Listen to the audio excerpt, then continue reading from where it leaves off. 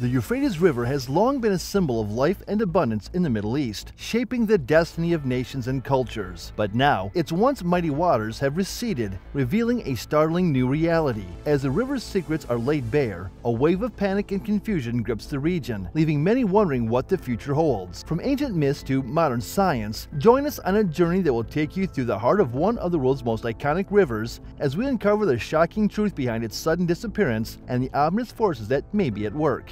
The Euphrates River is mentioned rather frequently throughout the Bible. This lengthy river has been significant through the course of history. It is also significant on a spiritual level. The Euphrates River is not only featured in biblical prophecies regarding its eventual drying up, but it also carries with it some fascinating metaphorical meanings throughout the Bible. Increasing our knowledge of the Euphrates River can help us gain a better appreciation for the majesty of God. Where should we know about the Euphrates River, and what makes it so significant in its location?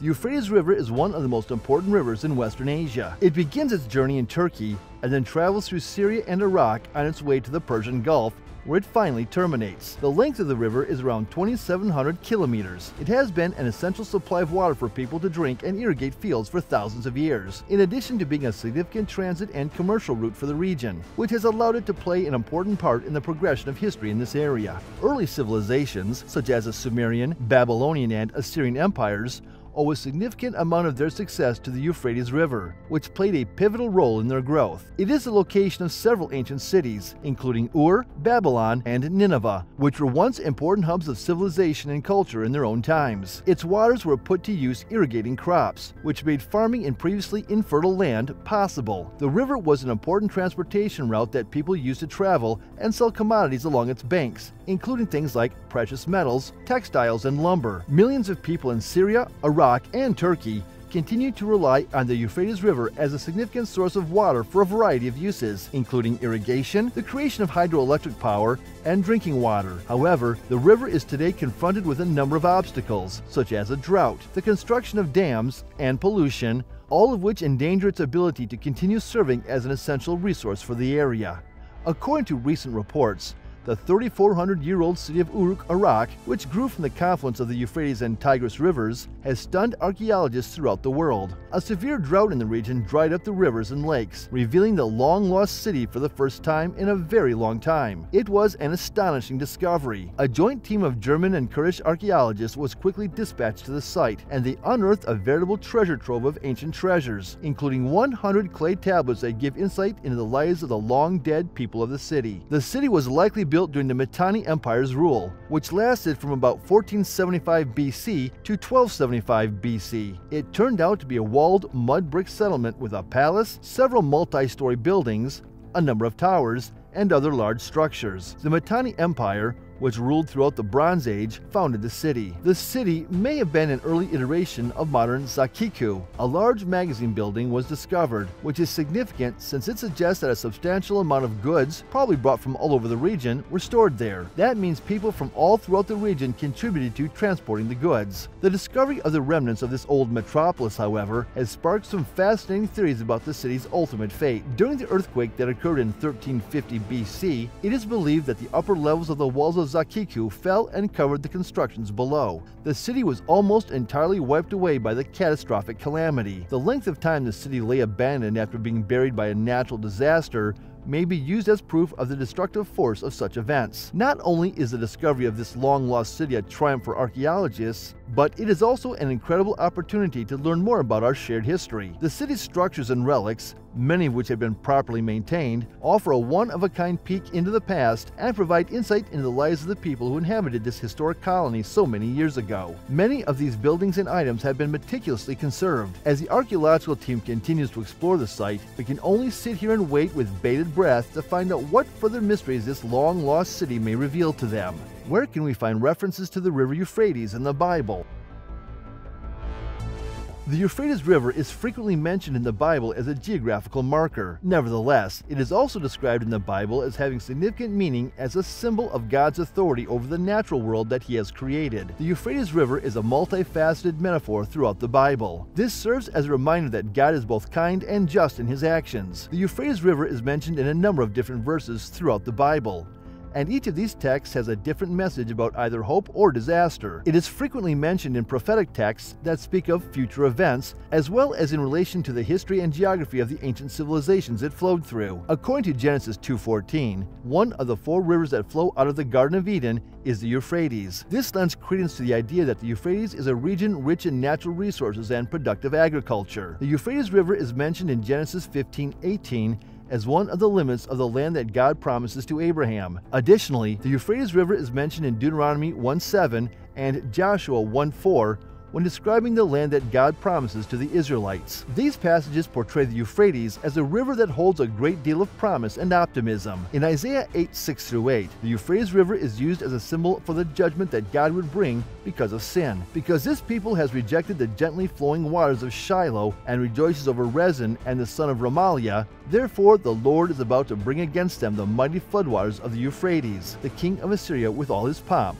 God speaks of allowing the Assyrian army to invade and overwhelm Judah like the mighty floodwaters of the Euphrates. It will flood all of its channels, spill over all of its banks, and then surge into Judah, where it will swirl over it, pass through it, and reach all the way up to the neck. Emmanuel, the expanse of your land will be traversed by the wings that are fanned out in front of it. In the book of Jeremiah, chapter 46, verse 10, the prophet Jeremiah makes the following prophecy regarding the conquest of Babylon and the drying up of the Euphrates River. But that day belongs to the Lord Almighty, a day of vengeance for revenge on his foes. The blade will continue to eat until it is content, until it has slaked its hunger with blood and slaked its thirst. Because the Lord all-powerful, will perform a sacrifice in the country to the north of the Euphrates River. This verse demonstrates that God has complete dominion over the land and river that he created. In verses 38 and 39 of Jeremiah 50, the prophet predicts that the Euphrates River will run dry in the future as a result of God's punishment for sin. In those passages, God makes the following proclamation: "A drought on her waters,